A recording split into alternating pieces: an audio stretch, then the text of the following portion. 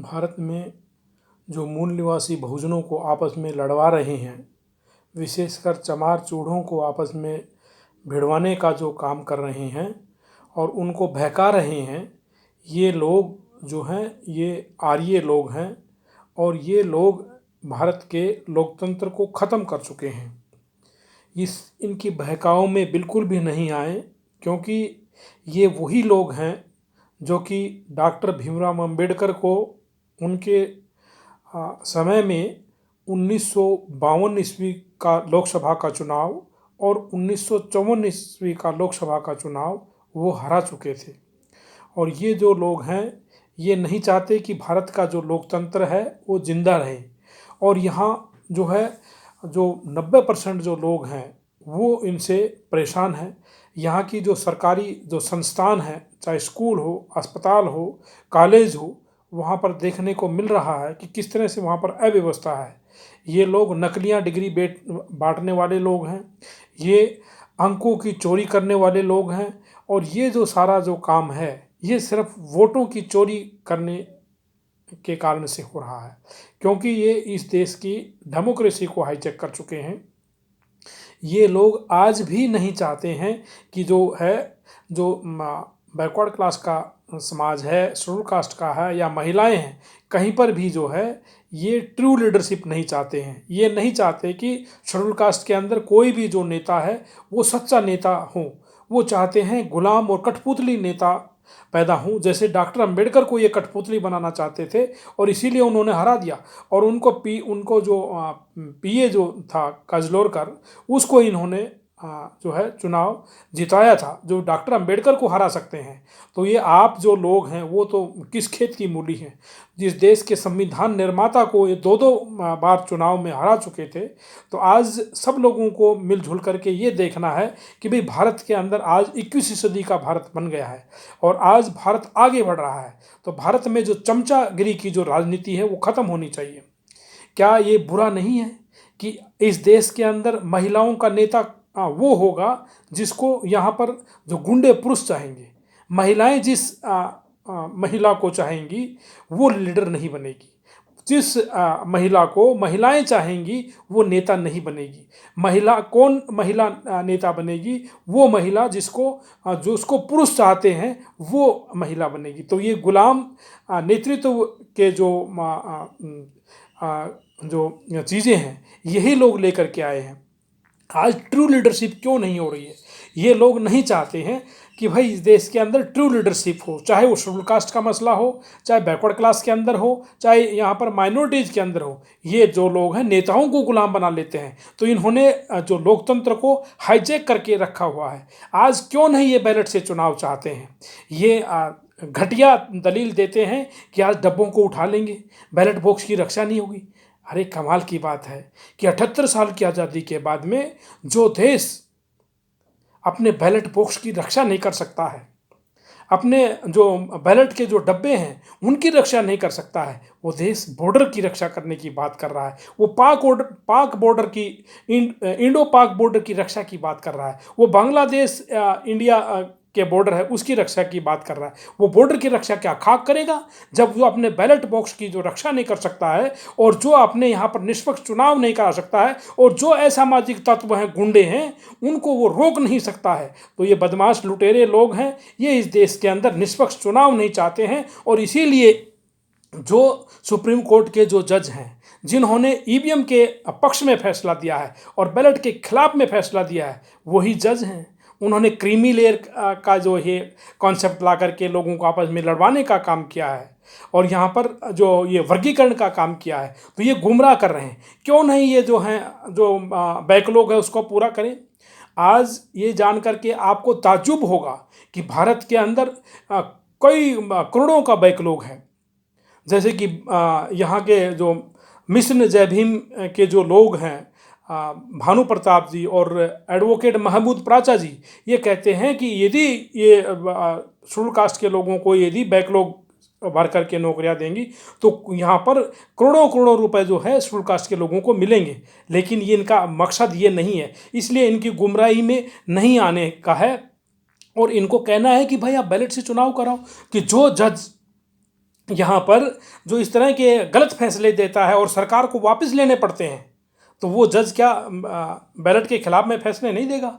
तो वो उनको भी इसको फैसले को वापस लेना चाहिए। ईवीएम से जो इस देश के अंदर जो 90% जो लोग हैं वो चाहते हैं कि ईवीएम से चुनाव बंद होना चाहिए। धांधलेबाजी होती है, जहाँ पर जब नोट गिनना हो तो कई कई बार नोट गिनते हैं, नोट को कई बार थूक लगा के गिनते हैं और उसको क्या कहते हैं मशीन में भी गिनते हैं। लेकिन यहाँ पर जो वोट है वो एक बार ही बड़ी मुश्किल से गिना जाता है, एक बार भी नहीं काउंट होता है। केवल जो 5% की जो वीवीपीटी मशीनें हैं वही गिनी जाती हैं, और वो भी तब गिनी जाती है जब यहाँ पर इलेक्शन डिक्लेयर कर दिया जाता है। तो भारत में लोकतंत्र नाम की कोई चीज़ नहीं है। सबको मिलकर के इस देश के अंदर डेमोक्रेसी को बचाना है, इस देश के अंदर बैलेट से चुनाव कराना है, और इस देश के अंदर जो ट्रू लीडरशिप जो है कि जो सच्चे नेता जब होंगे, जब हमारे नेता गुलाम जो होना बंद हो जाएंगे, तो इस देश के अंदर लोगों की बात आगे बढ़ेगी। आज सब लोग जानते हैं कि भाई भारत के अंदर जो यहाँ पर एम्प्लॉयज़ का बैकलॉग है, अधिकारियों का बैकलॉग है, कर्मचारियों का बैकलॉग है, लेकिन लोग ये नहीं जानते हैं कि जो ये शैतान बैठे हुए हैं यहाँ पर संसद के अंदर और यहाँ पर जुडिशरी के अंदर बैठे हुए हैं, विशेषकर यहाँ की सुप्रीम कोर्ट के अंदर बैठे हुए हैं और चीफ इलेक्शन कमिश्नर के रूप में बैठे हुए हैं, इलेक्शन कमीशन ऑफ इंडिया के अंदर बैठे हुए हैं। इन लोगों ने जो भारत का जो संविधान है उसकी जो अनुच्छेद 82 और अनुच्छेद 170 के तहत जो यहाँ पर सीटें बढ़नी चाहिए थी वो उसको बढ़ने नहीं दिया। कहने का मतलब ये है कि 1971 से लेकर के और 1924 तक इन्होंने नेताओं की संख्या को नहीं बढ़ने दिया, एमपी की संख्या को नहीं बढ़ने दिया, एमएलए की संख्या को नहीं बढ़ने दिया। जब एमएलए का बैकलॉग बना के रखा है, आप एमपी का बैकलॉग बना के रखा है, नेताओं का बैकलॉग बना के रखा है, तो फिर अधिकारियों का, कर्मचारियों का बैकलॉग कौन पूरा करेगा? तो ये जरूरी है कि हम सब इन चीज़ों को देखें कि आज जो लोग कहते हैं कि भाई यहाँ तो 2021 की जो जनगणना नहीं होने दी, 1971 के बाद की जो जनगणना हुई उसके हिसाब से क्या हुआ? उसके हिसाब से क्या यहाँ पर सीटें बढ़ी? यहाँ पर सीटें नहीं बढ़ी, क्योंकि 1971 के बाद की जो इन्होंने आबादी की गणना की, इन्होंने उनको डस्टबिन में फेंक दिया।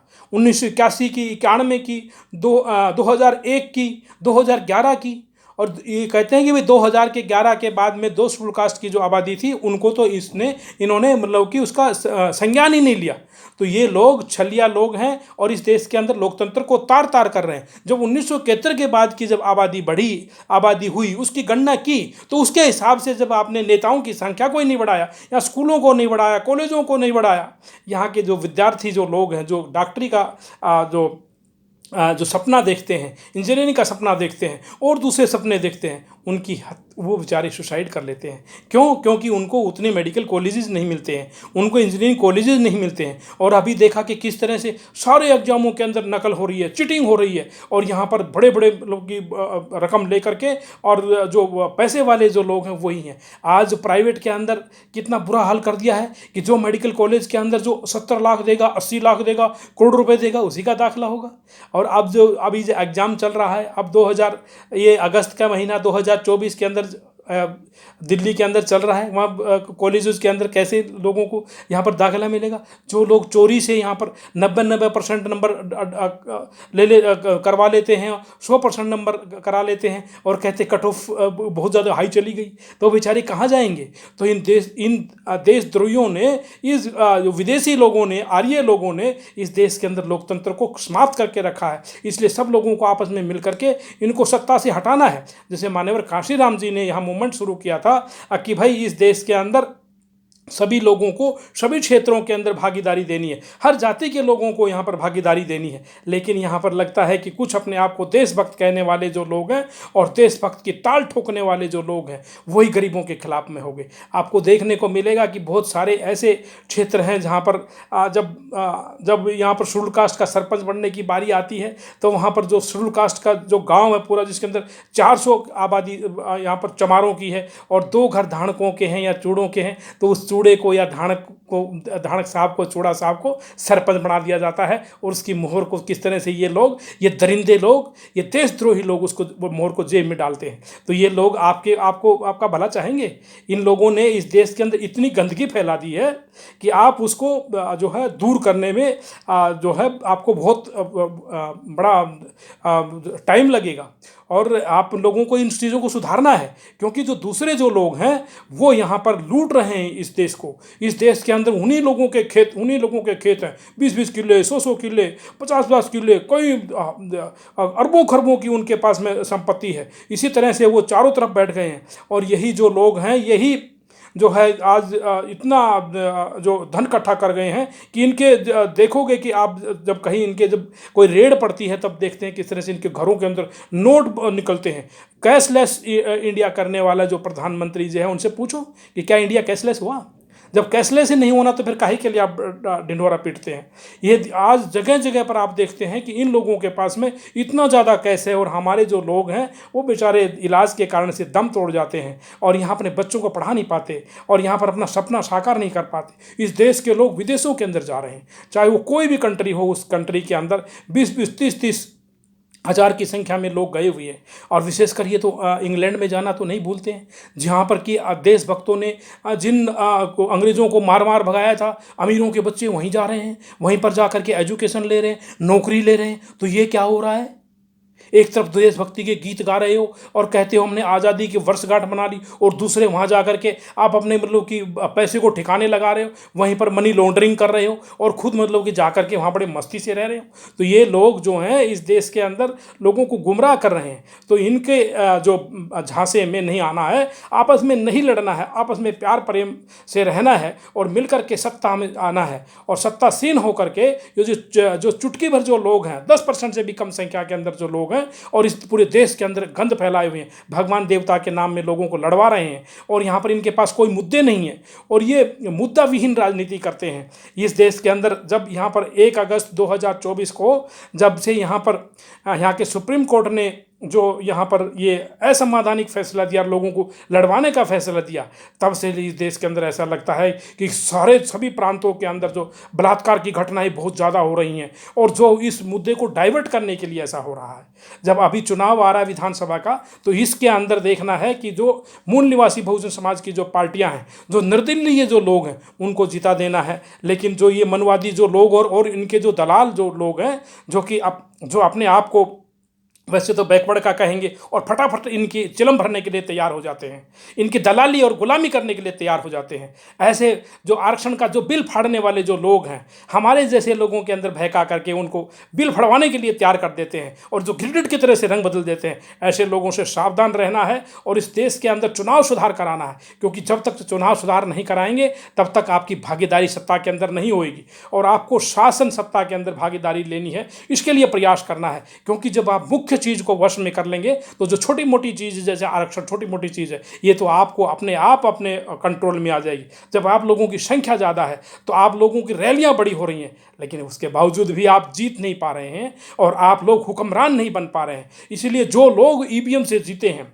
उन लोगों को भी इस बात को भूल जाना है, और सब लोगों को यहाँ पर आगे आकर के यहाँ पर बैलेट से चुनाव कराना है। इस देश की डेमोक्रेसी को बचाना है, और इस देश के अंदर एक आदमी एक वोट और एक वोट की एक कीमत, इस हिसाब से देश के कारोबार को चलाना है। और जिसकी जितनी संख्या है उसके हिसाब से उसको भागीदारी मिलेगी, उसको हर क्षेत्र में भागीदारी मिलेगी, चाहे नौकरी का क्षेत्र है, व्यापार का क्षेत्र है, या फिर यहाँ पर और दूसरे क्षेत्र हैं, चाहे ज़मीन है और कुछ भी।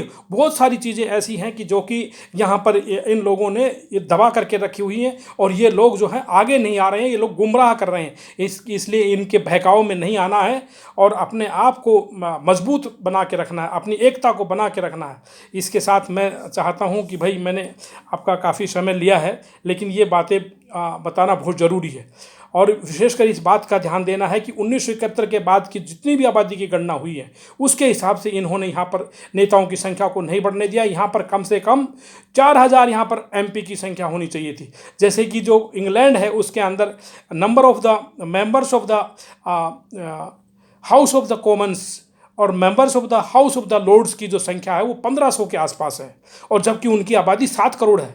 जिस कंट्री ने संगोल वापस किया उस कंट्री से भी इन्होंने कुछ नहीं सीखा और वहाँ पर जाते रहते हैं ये लोग। लेकिन ये लोग क्योंकि आपको जो है कुछ रिलीफ नहीं देना चाहते हैं कि आपका एमपी आपको मिलता रहे, आपका एमएलए आपसे मिलता रहे, आपकी जो विधानसभा का जो क्षेत्र है वो छोटा हो जाए और आपका लोकसभा का क्षेत्र छोटा हो जाएगा, आपका 10 किलोमीटर का 15 किलोमीटर का लोकसभा क्षेत्र हो जाए, ये नहीं चाहते हैं। जबकि ये संविधान के अंदर है, संविधान का जो आर्टिकल 82 है और 170 है उसके अंदर बड़े विस्तार से दिया हुआ है। तो भारत के अंदर इतने सारे बिंदु हैं और इन सब के अंदर जो डेमोक्रेसी की एक किस्म से आज़ादी छुपी हुई है, इस डेमोक्रेसी की आज़ादी को लेकर के आना, डेमोक्रेसी को जिंदा करना है। जब वाइब्रेंट डेमोक्रेसी होगी और दुनिया का जब सबसे बड़ा आबादी वाला जब देश है भारत, चीन से भी ज़्यादा आबादी वाला भारत है, तो इसका लोकतंत्र क्यों मरा हुआ है? जब इसका लोकतंत्र जिंदा होगा और यहाँ पर जब उसके हिसाब से काम चलेगा तो मैं समझता हूँ कि यहाँ पर सब लोगों को न्याय मिलेगा और सब लोगों को भागीदारी मिलेगी।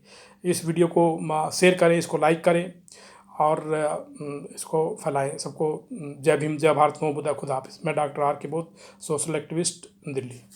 धन्यवाद।